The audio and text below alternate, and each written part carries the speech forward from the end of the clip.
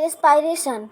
This is a process in which complex organic substances like carbohydrates, proteins, fats are broken down to release CO2 and water. मतलब respiration एक ऐसा process है जिसमें complex organic substance जैसे कि carbohydrates, proteins, fats का breakdown होता है तो CO2 और वाटर रिलीज होता है. Overall, respiration process may be represented as C6H12O6 plus 6O2 to 6CO2 plus 6H2O plus 686 kilo calorie. तो ओवरऑल अगर देखा जाए तो रेस्पायरेशन प्रोसेस है वो रिप्रेजेंट करता है C6H12O6 प्लस 6O2 मिलके आपस में जब रिएक्शन करते हैं तो एज अ प्रोडक्ट के रूप में 6 molecule of CO2, 6 molecule of H2O plus 686 kilo calorie energy release होती है. एंड इट रिक्वायर्स सबस्ट्रेट मतलब it may be carbohydrate, fats and in certain condition protein. तो ये इसमें रिस्पायरेशन में सबस्ट्रेट का रिक्वायरमेंट होता है जैसे कि कार्बोहाइड्रेट, फैट और सर्टेन कंडीशन में protein. Carbohydrates are firstly hydrolyzed by the appropriate enzyme system to the hexose sugar. जो कार्बोहाइड्रेट्स है वो पहली बार हाइड्रोलाइज्ड होता है एप्रोप्रिएट एंजाइम सिस्टम जैसे कि हेक्सोज शुगर के लिए. And actively respiring regions are growing regions like floral and vegetative buds, germinative seeds, stem and root apices. Actively जो रेस्पायरिंग रीजन्स है वो ग्रो करता है रीजन में जैसे कि फ्लोरल एंड वेजिटेटिव बर्ड्स के लिए, जर्मिनेटिंग सीड्स के लिए, स्टेम एंड रूट एपिक्स के लिए. And types of respiration, anaerobic respiration और एरोबिक रेस्पायरेशन. अगर रेस्पायरेशन की बात करें तो इसके दो टाइप होते हैं. पहला टाइप है एनारोबिक रेस्पायरेशन एंड दूसरा टाइप है एरोबिक रेस्पायरेशन. एरोबिक रेस्पायरेशन और एनारोबिक रेस्पायरेशन को एक टेबल वाइज समझते हैं. तो आइए समझते हैं कि एरोबिक रेस्पायरेशन में क्या क्या होता है और एनारोबिक रेस्पायरेशन में क्या क्या डिफरेंस है दोनों में. तो पहले वन बाय वन देखते हैं. एरोबिक रेस्पायरेशन में क्या होता है कि ऑक्सीजन का यूज किया जाता है इस प्रोसेस में, मतलब नेम ही है एरोबिक रेस्पायरेशन. इस प्रोसेस में ऑक्सीजन का यूज किया जाता है. और एनारोबिक रेस्पायरेशन में क्या है कि ऑक्सीजन को यूटिलाइज नहीं होता है पूरी तरह से इस प्रोसेस में. And aerobic respiration takes place in the cells of all the higher plants and animals. मतलब इस वर्ल्ड में जितने बड़े प्लांट्स और एनिमल्स हैं उनके सेल में एरोबिक रेस्पायरेशन पाया जाता है. जबकि एनारोबिक रेस्पायरेशन में क्या होता है कि takes place in some bacteria, fungi and certain इंडोपैरासाइट्स.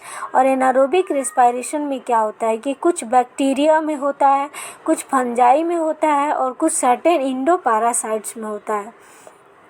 Aerobic respiration glucose is completely oxidised.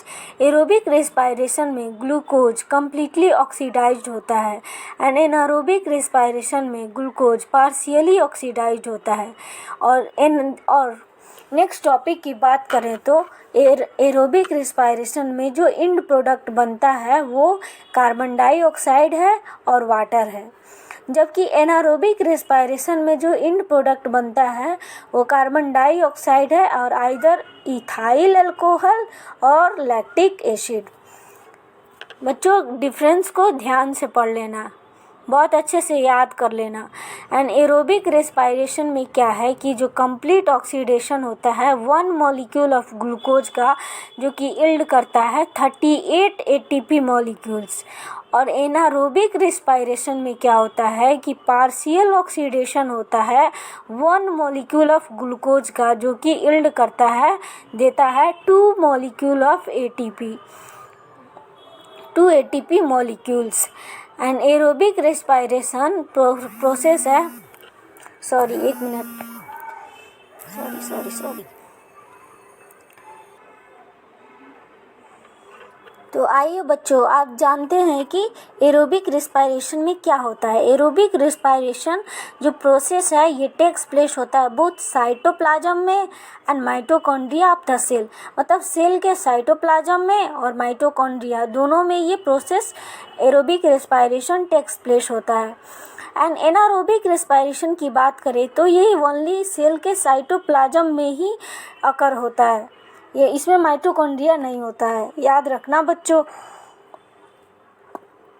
Anaerobic respiration, anaerobic respiration is one in which glucose is partially oxidized without using oxygen to yield lactic acid or ethyl alcohol and energy। मतलब anaerobic respiration क्या है, जिसमें glucose ही partially oxidised होता है without using oxygen and yield करता है lactic acid और ethyl alcohol और एनर्जी को। तो आइए इक्वेशन देखते हैं कि कैसे एनारोबिक रिस्पायरेशन अकर होता है। C6H12O6 मतलब एल्कोहलिक फर्मेंटेशन होता है, तो 2 molecule of ethyl alcohol plus 2 molecule of CO2 plus energy release होती है। 2C2H5OH plus 2 CO2 plus energy as a by product release होते हैं। बच्चों अगर कहीं डाउट आए समझने में तो कमेंट करना बेझिझक। And glucose C6H12O6 lactic acid का फर्मेंटेशन जब होता है तो 3 मॉलिक्यूल ऑफ तो 2CH3 CHOH COOH plus 2 ATP का फॉर्मेशन होता है। And fermentation is actually anaerobic respiration bye micro organisms. तो फर्मेंटेशन जो होता है वो एक्चुअली एनारोबिक रिस्पायरेशन होता है माइक्रो ऑर्गेनिजम्स के द्वारा। And examples of fermentation are alcohol, lactic acid, acetic acid fermentation। तो फर्मेंटेशन का जो एग्जाम्पल है वो एल्कोहल है, लैक्टिक एसिड है, एसिटिक एसिड फर्मेंटेशन है।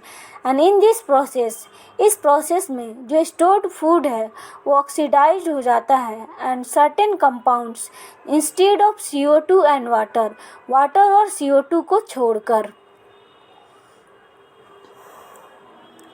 तो आइए बात करते हैं एरोबिक रिस्पायरेशन की। Stored food gets completely oxidised to CO2 and water with release of some energy. जो स्टोर्ड फूड होते हैं वो कम्प्लीटली ऑक्सीडाइज्ड होते हैं और CO2 एंड वाटर में रिलीज करते हैं some energy.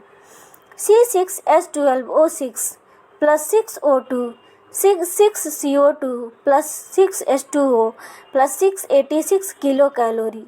Aerobic respiration, aerobic respiration is one in which molecular oxygen is used for the complete oxidation of glucose to yield CO2, H2O and 38 ATP molecules। Aerobic respiration जिसमें molecular oxygen का use किया जाता है complete oxidation of glucose, glucose के complete oxidation के लिए, और yield करता है CO2, H2O and 38 ATP molecules.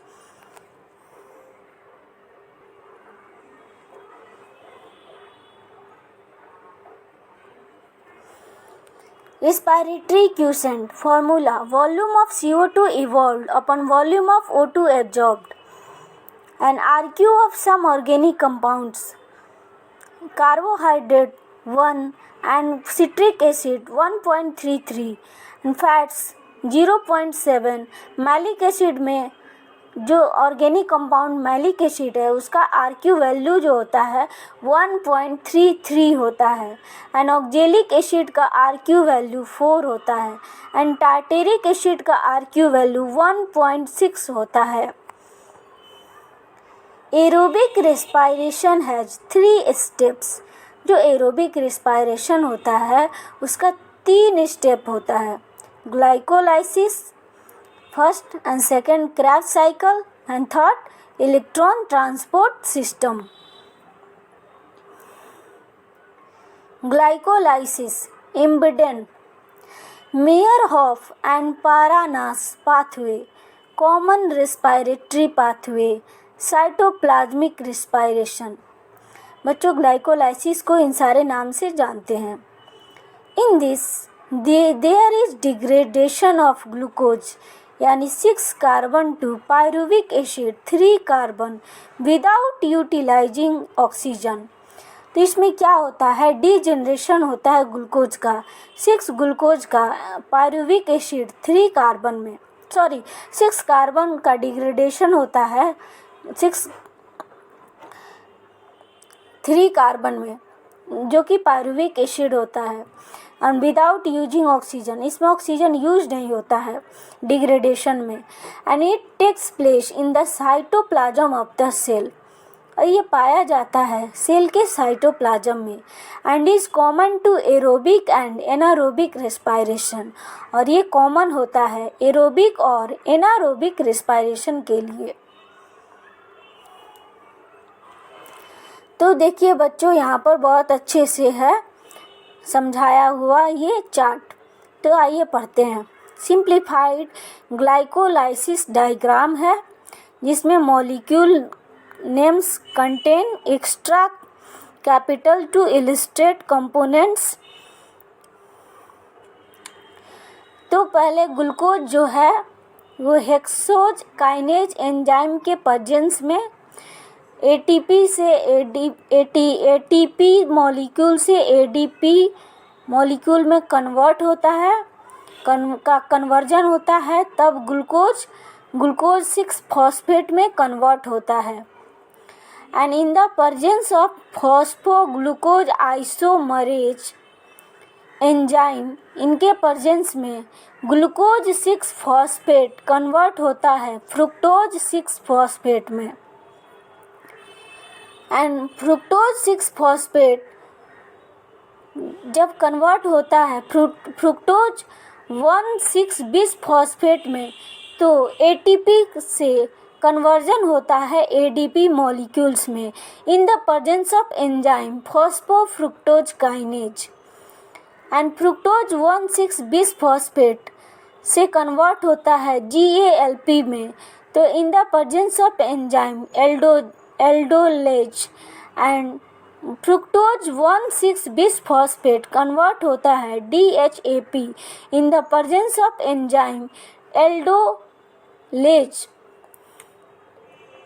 और DHAP कन्वर्ट होता है GLAP में, एंड GLAP कन्वर्ट होता है 1,3 bis phosphoglycerate in the presence of enzyme GLAP hydrogenase, और कन्वर्जन होता है 2NAD प्लस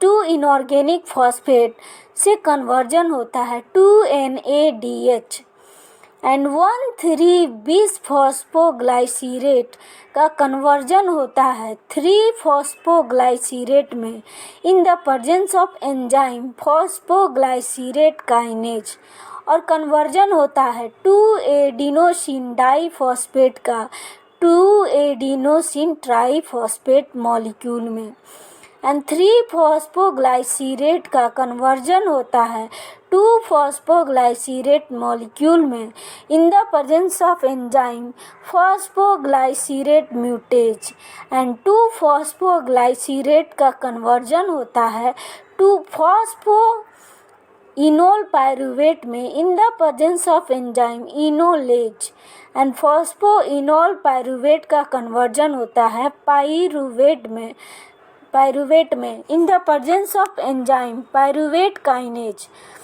और उस समय 2 एडिनोसिन डाइफॉस्फेट का कन्वर्जन होता है 2 एडिनोसिन ट्राइफॉस्फेट। इन सारे प्रोसेस के थ्रू ग्लूकोज कन्वर्ट होता है पायरुवेट में। Pyruvic acid breakdown, CO2 plus H2O plus ATP तीनों आपस में रिएक्ट करते हैं, तो पायरुविक एसिड है वहाँ पे जब क्रेब साइकिल चलता है तो as a by product CO2 plus H2O plus ATP का रिलीज होता है, एंड पायरुविक एसिड से लैक्टेट बनता है एंड पायरुविक एसिड के सिंथेसिस से एलानिन का फॉर्मेशन होता है एंड पायरुविक एसिड से के ब्रेकडाउन से इथेनॉल का फॉर्मेशन होता है। Thanks for watching this video. Don't forget to like, share, subscribe and comment. अगर आपको कोई टॉपिक वीडियो लेक्चर में समझ नहीं आई हो तो कमेंट कीजिए एंड अपने दोस्तों में ज़्यादा से ज़्यादा शेयर कीजिए। Thank you.